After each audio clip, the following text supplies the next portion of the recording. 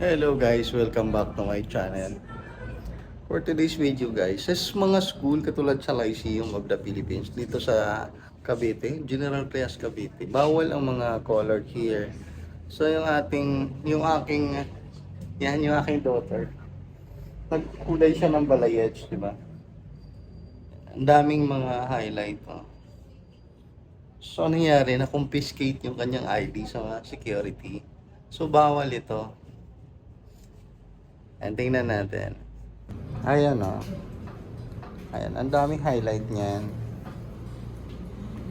Kaso yun ang problema, bawal sa school.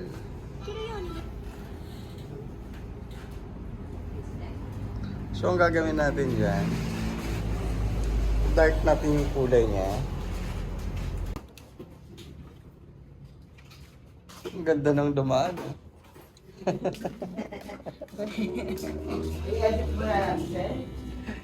Ayan. Gagawin natin dyan, maghalo tayo ng ng gulay para mag-darker talaga. So, baka hindi na makita yung highlight. Sayang naman. Ilan ng brown? Hindi na ako magparang na. Baka mag-same color na lahat yan. Ha? Mag-same color Sobrang na. daming ba nilagay ng brown? Hindi naman. Kaso lang, yung paging highlight niya. Magpipig naman yan eh. Ilang... Oo naman, mas lighter pa rin yan kaysa sa base Pag color. naligo ako, wala ang light na yan. Magla-light din yun pag tumagal. Ito nga, bilis-bilis nga nito. 3 araw lang. Hindi naman dark brown ang hinalo natin, light brown lang. Okay na yun. Sige. Game na tayo. Ayan. Gagamit tayo ng cocoa butter. Ayan. Premium series po ito. Na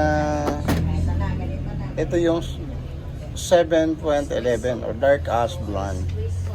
Tapos hahaluan natin ng light brown. So 6% developer. Ayan. Ayan, 2 colors na yung pinalo natin.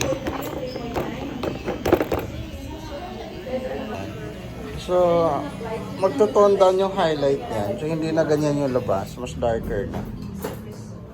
Para lang pumasa na sa school. Sige, sana natin. Kasi hindi na mahirap applyan yung ganito. Roots to end na lang. So, isang application lang tapos na kaagad ka.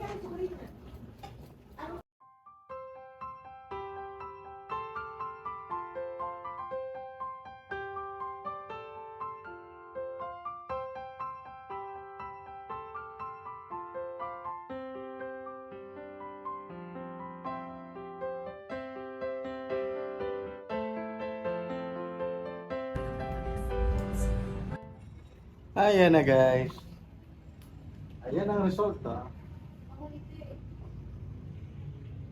Okay na ba yan sa school? Makapasa na yan. Ha? Papapasokin ka na ng guard niya?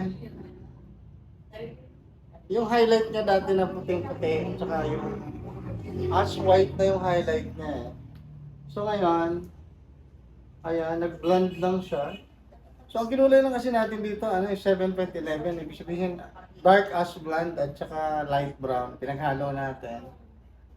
So, hindi lumabas yung pagiging ash niya dahil sa light brown.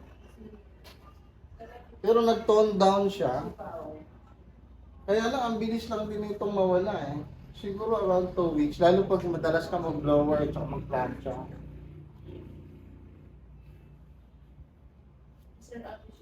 Ayan.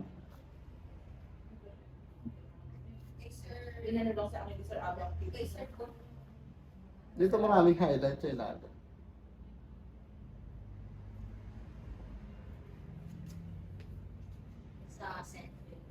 O sure ka na, makaano na to sa school? Sure ka na, makalusot ka na niyan sa guard? Brown lang naman. Lang blunt. I-blanta kasi yung dati. So brown lang ang pwede. Pagka blonde, hindi pwede. Ang ganda pa rin ang result kasi nga nangihinayang kami takpan siya ng mas dark kaya sayang eh. Kaya lang magiging expensive yung maintenance pagka ganito. High maintenance.